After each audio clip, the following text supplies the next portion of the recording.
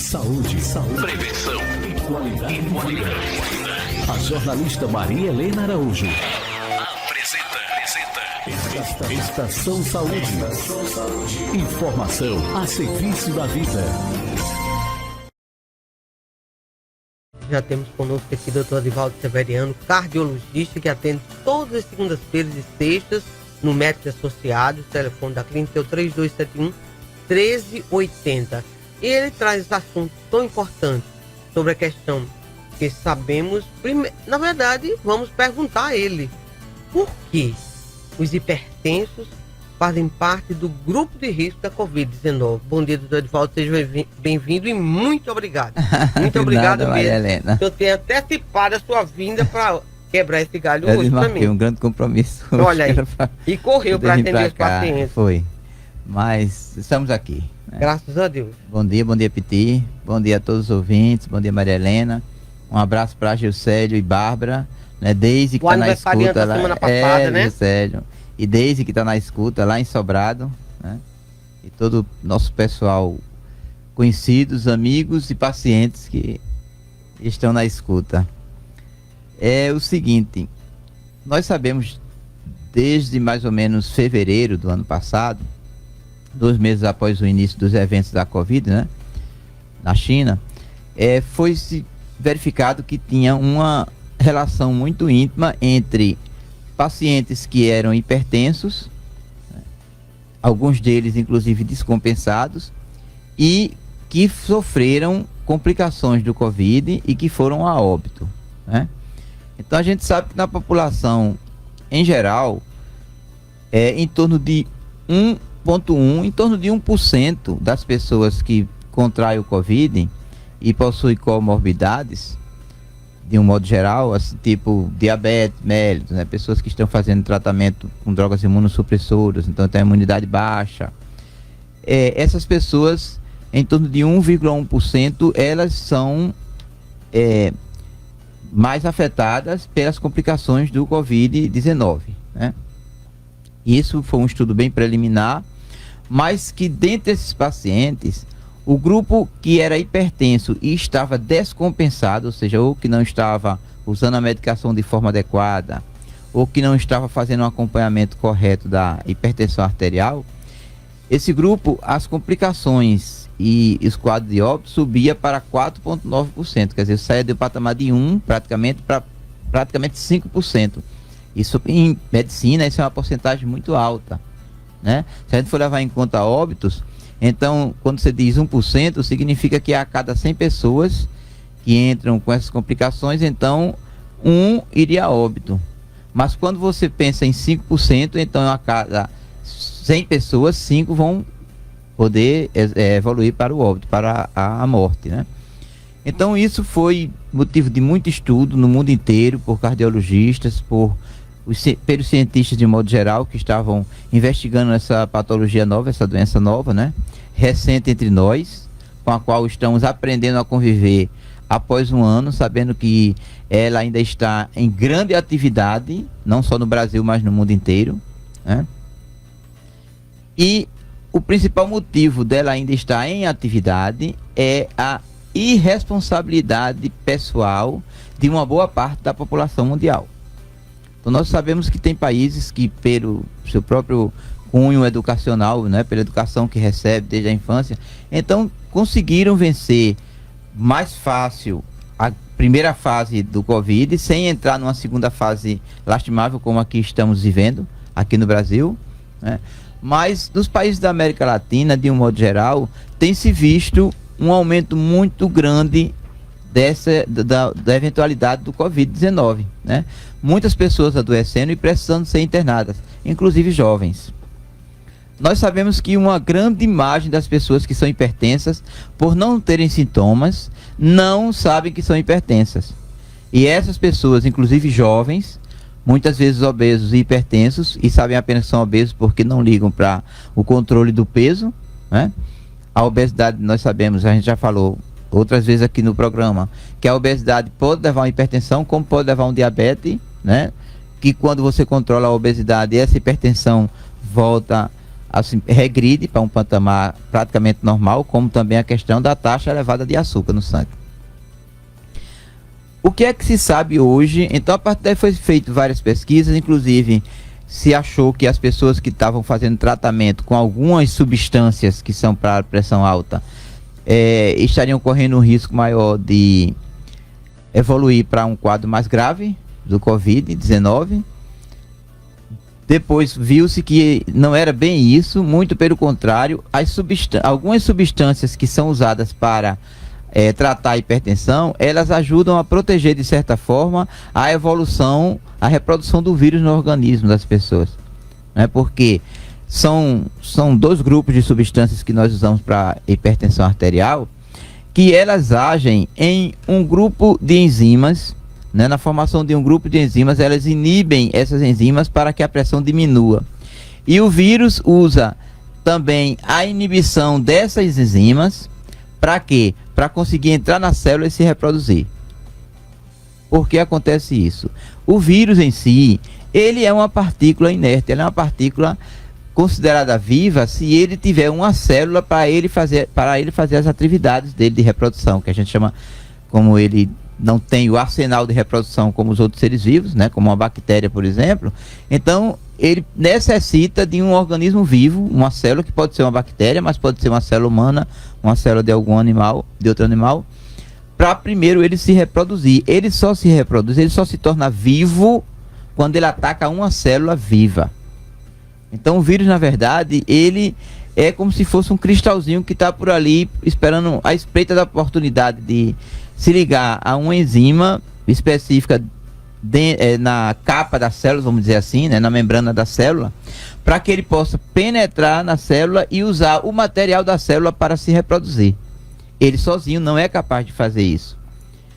Então, qualquer virose, um vírus da gripe, da influenza, o vírus do Covid, então o novo coronavírus, qualquer vírus, ele não é capaz de sobreviver se não tiver células para que ele se reproduza e continue fazendo suas atividades. Ele não tem uma atividade própria, ele tem uma programação para uma atividade própria, que é o DNA ou RNA. Né? No nosso caso, a nossa programação para a nossa vida é o DNA exclusivamente, mas o vírus ele pode ser um vírus que tem DNA ou RNA. Quer dizer, isso já faz dele uma criatura bem diferente. Uma criatura, vamos chamar assim, porque na verdade ele se cristaliza, então ele não é uma célula. Ele não é um ser vivo propriamente dito, né? Ele é o que a gente pode dizer intermediário entre os seres vivos e os seres inanimados. Uma pedra, por exemplo, um cristal, por exemplo. O problema é que, quando o vírus ele vai se reproduzir, ele tem preferência por alguns tipos de células. Então ele faz a escolha, ele se acopla numa célula e tem células que ele não consegue penetrar porque não tem uma afinidade com a cápsula dele. No caso do novo coronavírus, a cápsula que a gente fala é aquela coroa que a gente vê ao redor do vírus, né? Todo mundo já viu a imagenzinha mais ou menos, que é feita através de tecnologia, né? Da tecnologia de computador, ou então através da imagem do próprio computador eletrônico. Computador não, desculpa, microscópio eletrônico.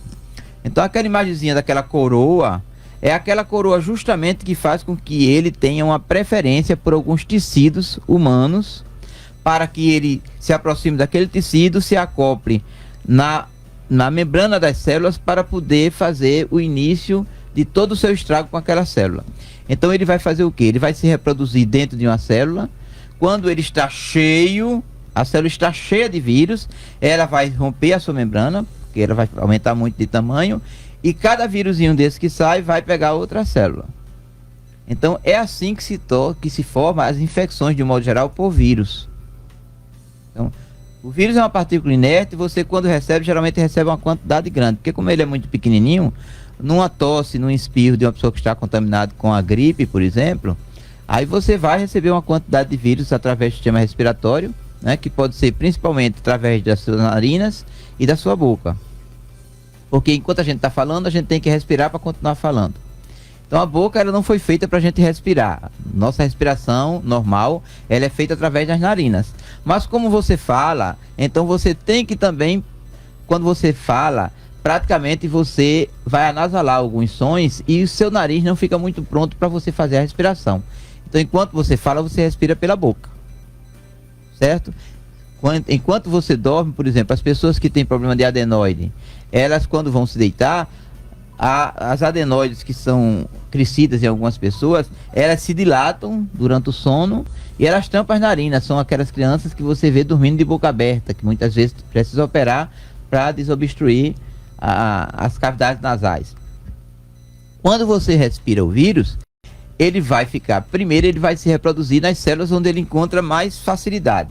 Aonde é que estão essas células? No bulbo olfatório. O que é o bulbo olfatório? É uma estruturazinha bem pequenininha que a gente tem, que fica lá em cima, no final da narina da gente, né? Então ele entra através da respiração e lá no final aí tem um bulbozinho olfatório que é o que faz a gente sentir o cheiro. Ele recebe as sensações externas, o cheiro de modo geral, e leva ao cérebro dizendo qual é o cheiro que você vai sentir. Então, o primeiro contato do vírus, através das narinas, é encontrar essas células e eles começam a se reproduzir lá. Enquanto eles estão se reproduzindo, eles fazem uma modificação nas células mais superficiais desse bulbo olfatório e é por isso que os indivíduos passam a não sentir cheiro. É o primeiro contato do vírus, Os vírus que entram pela boca vão fazer justamente uma reprodução na língua. A língua, ela tem umas papilazinhas, uma estruturazinha, parece umas escovinhas assim, essas escovinhas, elas têm a capacidade, a função de sentir gosto. O doce, o salgado, o amargo, o insosso. Então, essas papilas também, elas vão sofrer a deposição e reprodução do vírus. Aí você fica também sem sentir gosto. Então esse é o contato inicial do vírus. Geralmente muitas pessoas começam com esses dois sintomas. O que é que vai acontecer a partir daí? Você vai continuar respirando, os vírus que saem lá do bulbo olfativo, ele vai através do sistema respiratório, cair lá para o seu sistema respiratório, lá por trás. Então você inala os vírus que estão saindo das células. Aquele que a gente falou. A célula se enche de vírus e vai entrar para o seu sistema respiratório mais profundo, no caso, até o pulmão, os pulmões. Pela boca acontece a mesma coisa. Só que antes deles chegarem lá, a gente tem um sistema de defesa na boca, que são as nossas amígdalas. Então eles param lá. Aí por isso que muita gente, logo depois de ficar sem sentir cheiro, sem sentir gosto, aí vai ter o quê? A questão da garganta inflamada, que é uma amigdalite de origem viral, pelo Covid. Tudo isso junto forma uma resposta do organismo. Essa primeira resposta é um processo gripal. O nariz começa a escorrer, vem um reflexo do espirro, pela presença do vírus e de outras substâncias que vem junto com ele, pelo ar. A tosse, né? Porque essa garganta inflama, vem um reflexo da tosse. Essa tosse, ela pode ficar bem persistente ao longo dos dias, mas pode vir sem cansaço. Esse cansaço, de fato, só vai haver se você começar a ter, junto com essa virose, ou uma infecção pulmonar por uma bactéria ou uma grande reprodução dos vírus no seu tecido pulmonar. Hoje se sabe que os vírus eles têm uma facilidade muito grande as pesquisas recentes mostram isso, que o vírus tem uma atração muito grande para se reproduzir nas células dos pulmões, do coração, do músculo cardíaco e do cérebro. Então são áreas que podem ficar extremamente afetadas em alguns pacientes. Nós sabemos que tem pacientes que morrem por conta de uma encefalite, que é a inflamação do cérebro, por conta da reprodução do vírus no cérebro. E isso geralmente causa uma confusão mental e depois pode evoluir para um óbito. Então, visto isso, a gente sabendo como é que acontece todo esse processo da infecção em si, até chegar nos pulmões, que vai se conduzir então para as formas mais graves do Covid, graças a Deus, uma boa parte da população, né, em torno de 95%, vai evoluir tudo isso até a garganta inflamada e o processozinho gripal. Junto com isso vem a reação do organismo ao vírus, a presença do vírus, que é aquelas dores nas costas, umas dorzinhas na junta, nas pernas, dorzinhas nos braços, nos ombros, no pescoço. Isso tudo vai ser debelado com anti-inflamatório, com analgésico, né, medicamento para tirar as dores da garganta, um antigripal normal. Então muitas pessoas, algumas não vão nem evoluir com isso, algumas conseguem se tiver um organismo muito resistente, muito bem instalado, com a defesa muito boa, elas vão dentro de uma semana debelar todo esse processo que o vírus está fazendo. As pessoas que têm uma imunidade boa, elas conseguem fazer uma resposta rápida ao vírus. Essa resposta rápida vai bloquear a continuação da reprodução do vírus. Essas pessoas vão se recuperar bem mais rápido do que as outras. Algumas persistem ainda mais até uns 15 dias, com alguns sintomas, que é o tempo que vai fazer os testes para ver se dá positividade ou não, porque o vírus, a virose da Covid, a doença do Covid-19, ela é, no início, idêntico a uma gripe, processo gripal, a uma influenza, às gripes comuns, aos resfriados comuns, né? E até algumas amigdalites, para as pessoas que têm processo de alergia, processo de rinite alérgica, essas coisas assim. É muito parecido no início. Não sei se você quer fazer alguma pergunta. Não. Para a gente começar a falar da questão do hipertenso especificamente. Quando o senhor, eu acredito que as pessoas, é uma aula que nós estamos recebendo hoje aqui. É uma aula de quê? De química? Biologia. Biologia. Eu sei que muita informação de enzima, de tudo que acontece dentro do nosso corpo que nós desconhecemos. Então o doutor Erivaldo está aí, deu uma aula de como acontece toda essa a transmissão e como acontece a produção, né? E por que a reprodução do reprodução do vírus dentro do nosso corpo. Falou agora sobre a resposta imunológica de cada um, que uns conseguem ter sintomas praticamente como se fosse uma gripezinha. Isso. Graças a Deus, né? Muita gente vai ter só isso. E outros, infelizmente, né? O senhor vai particularizar agora. Sim, o senhor falou sobre os sintomas. Eu achei interessante. Pode ser confundido os primeiros sintomas até com a dengue, porque provoca muita dor de cabeça e muita dor no corpo. Dor muscular, né? Dor articular. Então, isso acontece. Eu digo isso porque aconteceu comigo. Quando eu pensei que eu estava tendo dengue. Eu não pensei em Covid. Eu digo, meu Deus, estou tendo dengue pela terceira vez. Porque era muita dor de cabeça e muita dor no corpo. Pode ocorrer isso aí, reação do organismo. Então são diferentes sintomas, né? E uns somando. Aí você vai depois aparecendo outros que levam você a levar a preocupação e pode levar a uma hospitalização. Lembrando que às vezes é necessária uma hospitalização para uma observação mais de perto e para uma assistência ventilatória que não necessariamente vai precisar ser uma intubação, né? Aí é um caso já extremo.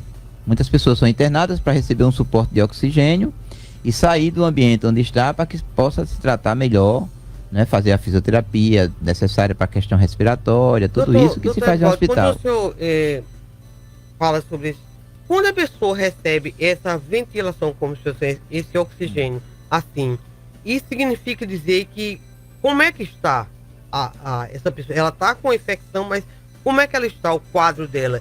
E quando ela tem que ser entubada, muito bem, o organismo não está mais respondendo, o que é que está acontecendo aí nesse sentido? Olha, existem alguns parâmetros para que a gente possa entender. Que não vem ao caso aqui, alguns parâmetros que a gente usa, que são tabelas, que são usadas muito em UTI, né, para você avaliar o quadro respiratório do paciente, o quadro neurológico. Então tudo isso é avaliado no paciente de acordo com a quantidade, a saturação de oxigênio que existe no sangue dele. Ou seja, a quantidade de oxigênio que está circulando no seu organismo. Essa quantidade de oxigênio, essa saturação, ela tem que estar sempre, no indivíduo normal, acima de 95%. Geralmente 97%, 98%, quando você está bem estável, né? As pessoas que são expostas à fumaça, moram perto de padaria, ou que fumam, ou que convivem com fumantes, então elas têm 95%, 94%. Dá para você respirar direitinho, embora que de vez em quando dê uma faltazinha de fôlego. Mas o que é que ocorre? Quando o pulmão começa a ser afetado pela reprodução viral, ou seja, quando você começa a ter, vamos dizer assim, uma pneumonia pelo vírus, né, o que é que vai acontecer? As suas células de respiração, vamos dizer assim, lá no pulmão, vão ficar comprometidas. Então você vai diminuindo a capacidade de você receber oxigênio e transmitir esse oxigênio para o seu sangue, para ir para os tecidos, para você fazer a respiração tecidual. Quanto mais descer de 95, a partir de 90, 92, 90, a gente vai dizendo que o indivíduo está entrando num quadro de insuficiência respiratória leve. Então, é a medida dessa quantidade, essa saturação de oxigênio que está circulando no seu sangue, que vai fazer a medida da sua capacidade de receber oxigênio para viver bem. A gente já falou, inclusive, num programa aqui, que nós não conseguimos viver sem glicose e sem oxigênio. Essa é a base da nossa vida, certo? Para tudo. Para você conseguir energia, você precisa de glicose e oxigênio em quantidades certas, né? A saturação de oxigênio tem que estar em quantidade certa e a quantidade de glicose no seu sangue tem que estar em quantidade certa e sendo bem absorvida pelas células. Quanto mais baixa essa saturação de oxigênio, então a gente vai dizer, fulano está com 10% do pulmão comprometido, ou seja, o recebimento dele de pulmão, de oxigênio está diminuído. Aí você diz depois, dependendo da avaliação, o indivíduo está com 20% de pulmão comprometido, ele não está recebendo, está com 20% da sua capacidade a menos de receber oxigênio e mandar esse oxigênio para todo o organismo. Então a gente pensa que quando você cansa, vai ser um negócio só pulmonar. Não é, você vai afetando o seu organismo todo. Daí a importância de você manter a saturação de oxigênio dos indivíduos. Isso acontece no processo de crise de asma, no processo de crise de insuficiência cardíaca, você tem uma diminuição da capacidade pulmonar de receber pulmão e do coração receber esse oxigênio e mandar para o organismo. Aí vai chegar aquela questão dos 50%. Esse 50% é o limite entre você poder receber um oxigênio sem uma invasão, ou seja, sem entubar, e dependendo do seu quadro de debilidade diante da virose, você precisar ser entubado para que o seu pulmão seja forçado a receber uma quantidade boa de oxigênio para continuar vivo. Quando você está em coma, por exemplo, um acidente de moto, você entra em coma por algum problema, um edema cerebral, tal. Então você é entubado se tiver uma respiração muito, ou então se você precisar, por exemplo, ser sedado, né, numa UTI. Então, para você ficar sedado, você pode ter uma queda da sua capacidade respiratória. Então você entuba para você ficar mais confortável a sua respiração. No quadro do COVID, na complicação, não acontece isso. O que acontece é porque você não está conseguindo, seu pulmão não está conseguindo receber e processar uma quantidade boa de oxigênio para seu organismo ficar vivo. Então, se você não tiver uma assistência, você morre sentadinho numa cadeira, cansado.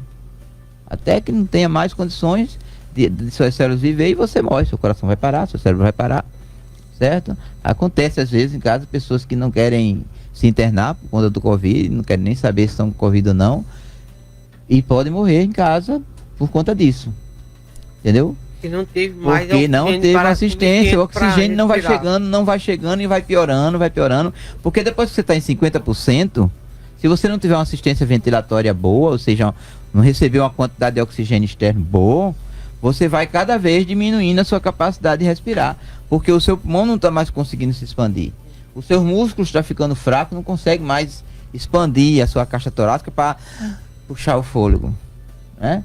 Então, cada vez mais você vai ficando cansadinho, até que seja entubado. Porque tem que sedar o paciente que vai ser entubado. Você avisa que ele vai ser entubado, vai ser sedado, né?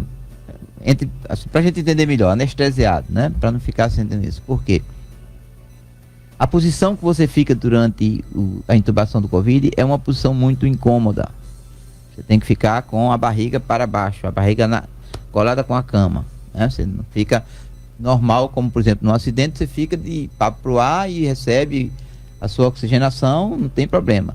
Mas é complicado na questão do Covid, porque você precisa, se você deixar o paciente na posição normal, né, deitado de costas na cama, então esse pulmão ele não vai conseguir se expandir, porque ele está sofrendo um processo de falta de expansão. Então você deixa ele deitadinho com a barriga para baixo, para ficar melhor para fazer fisioterapia. Aí vai entrar o trabalho do fisioterapeuta, né, nas costas do paciente, a tapotagem para evitar que se acumule secreção, né? Então você vai passar a se alimentar por sonda.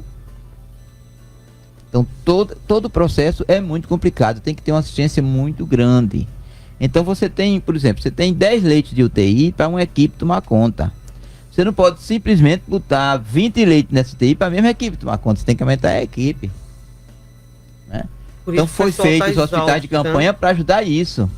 Só que não sei por que cargas d'água, você achou que não ia ter mais outra crise grande de Covid e se desmanchou os hospitais de campanha. Ninguém fala que não tem vaga de UTI porque se desmanchou os hospitais de campanha. Se fala que está falta de UTI porque agravou muito a quantidade de coisa e tal, que aí já entra política, que eu não gosto nem de falar dessas coisas, que é muito podre. Realmente. Mas vamos ao que interessa. Então, é por isso que algumas pessoas precisam ser entubadas, para receber um suporte de oxigênio que só pela narina não dá mais para você receber. Você não tem mais capacidade de absorver aquele oxigênio, entendeu? Porque você vai estar cada vez com a capacidade do seu pulmão menor, que é justamente os 50%, 60%, 70% de capacidade do pulmão de receber. Não tem mais condições de você normalmente fazer essa respiração. Então tem que ser uma respiração forçada. O ar entra no seu pulmão de forma forçada, entendeu? Através de oxigênio externo. O que é que acontece com relação ao hipertenso? A hipertensão é uma doença que, como a gente já falou, atinge uma grande parte da população brasileira, né?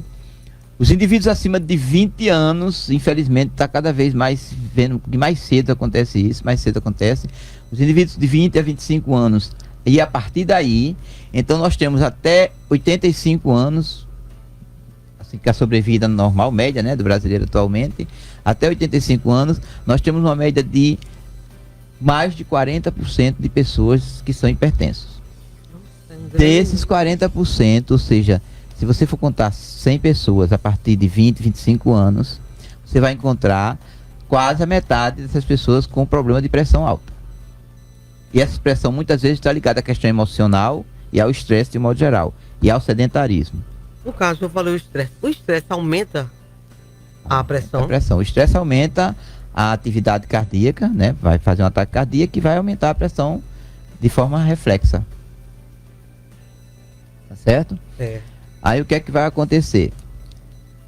Os indivíduos que são desses 40%, mais de 40% que são hipertensos, pelo menos em torno de um terço, ou seja, quase a metade, não sabe que é hipertenso, porque não verifica, porque não tem sintomas, porque não tem costume de se cuidar, de ir a um médico, uma médica, de nem no PSF, fazer uma regulação. E aí, como é que está a minha glicose aqui? Como é que está a minha pressão?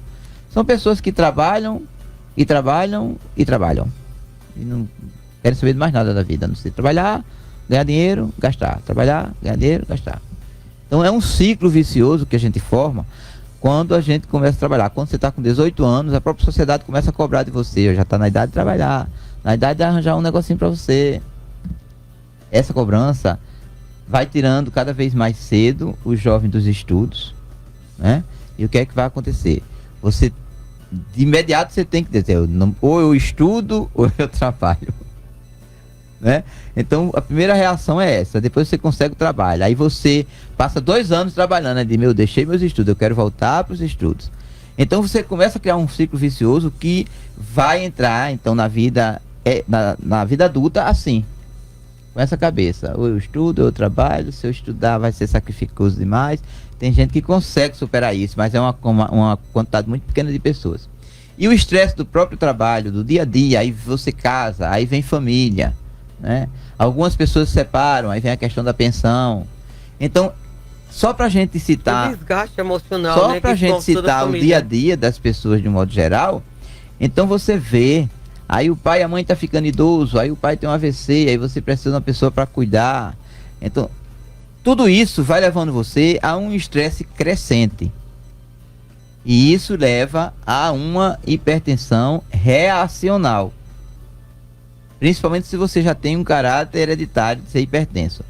Se você descobre que é hipertenso, você precisa tomar sua medicação direitinho, nas horas certas, fazer sempre um controle anual ou semestral, dependendo do grau de sua hipertensão. Quando a pressão começar a subir, você tem que voltar ao seu médico. Tudo isso tem que ter uma certa regularidade.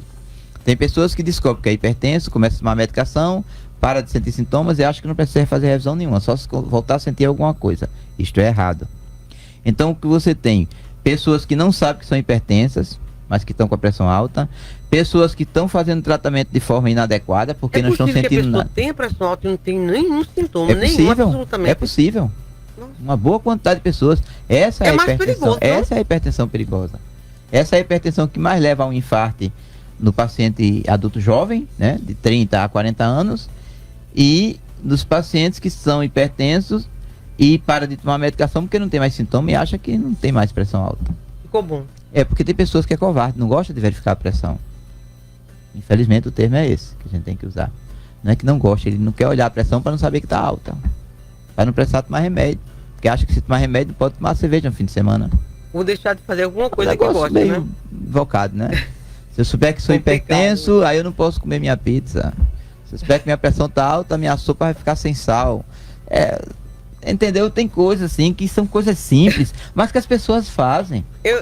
E é errado. Imagino. É errado. Por que é errado? Porque você está fazendo um descontrole, você próprio está descontrolando sua hipertensão. Então, se você adquire um Covid, se sabe hoje que uma das grandes causas de morte dos pacientes com Covid é o paciente hipertenso que não está controlado. Porque se não está controlado, as artérias dele estão danificadas. As artérias danificadas não vão irrigar bem os pulmões.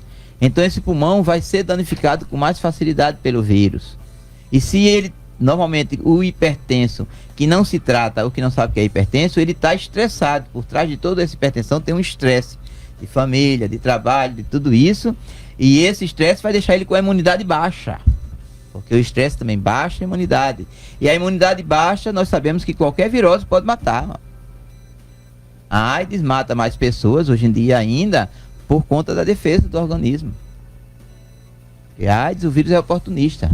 Ele não mata, mas ele faz com que você baixe a imunidade, não só com suas atividades, com o seu estresse, mas pela presença do próprio vírus da AIDS, e você vai baixar essa imunidade, vai pegar uma bactéria, um amigdalite pode matar você.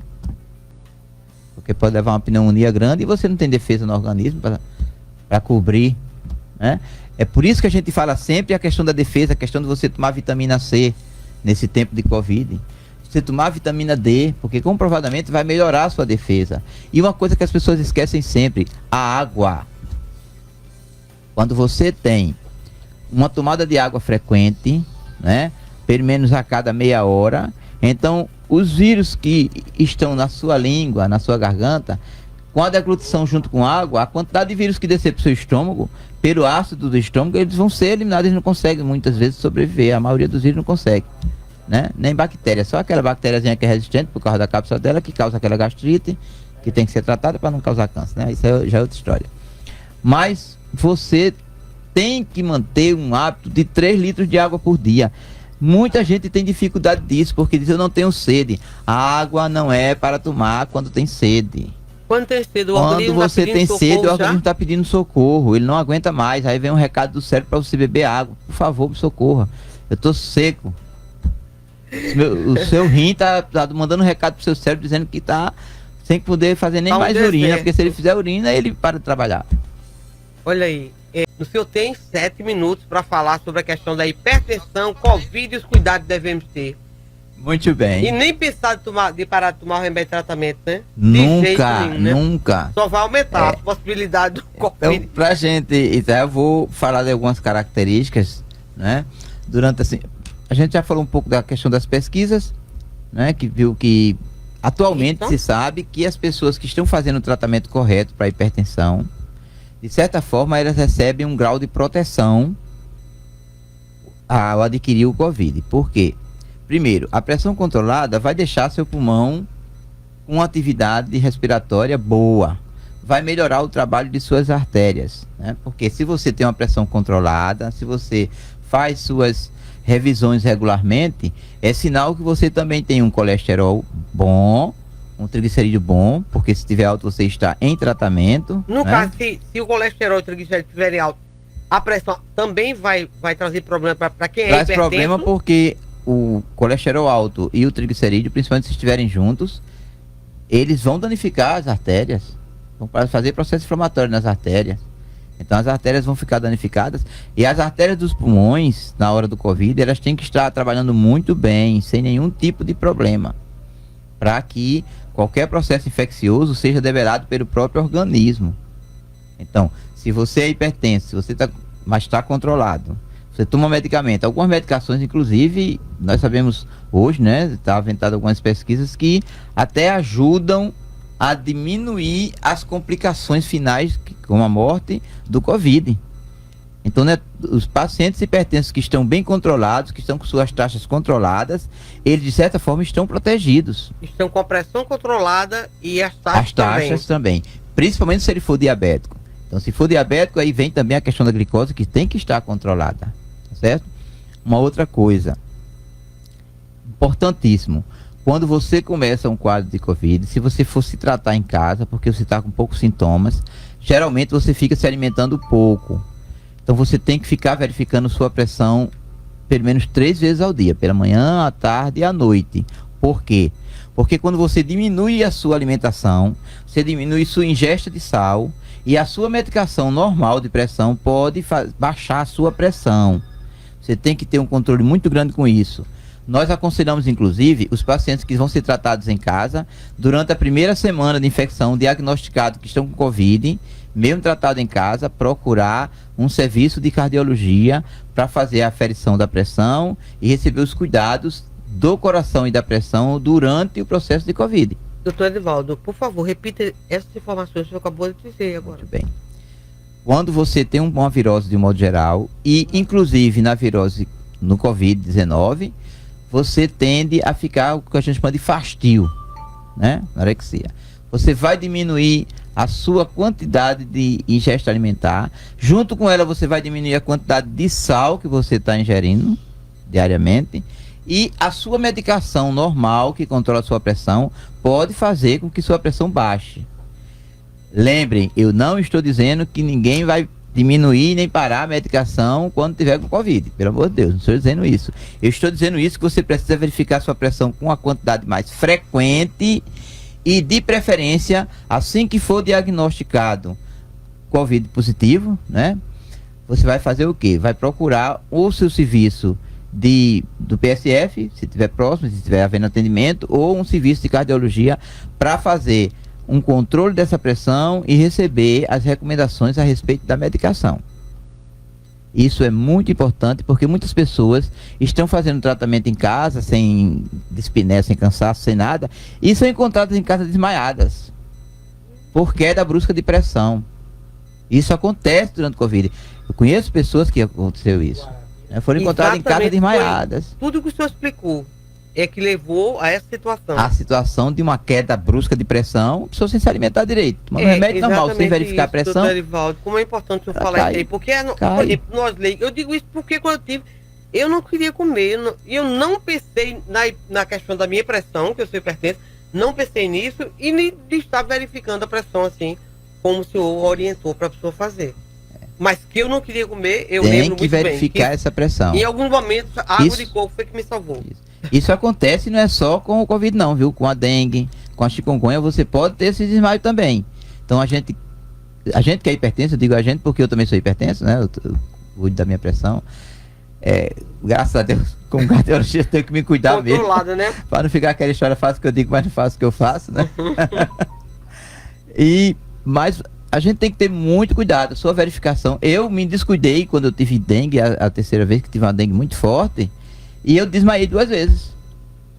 Porque eu esqueci que era para verificar a pressão. Eu simplesmente não verifiquei a pressão, continuei tomando tudo normal e tomando a medicação e sem se alimentar bem. Casa de ferreiro. Pois é. Depois disso eu fiquei alerta. Qualquer amigdalite que eu tiver, eu já fico verificando minha pressão. Entendeu? Doutor Edivaldo, só uma informação que eu queria que o senhor pudesse passar para as pessoas, porque a gente está sabendo que a vacinação está acontecendo, né? Embora lenta, mas está acontecendo. Muito bom. A questão de você, se você vai tomar, você sabe que vai tomar a sua vacina daqui a uns 15 dias, a questão de você usar alguns procedimentos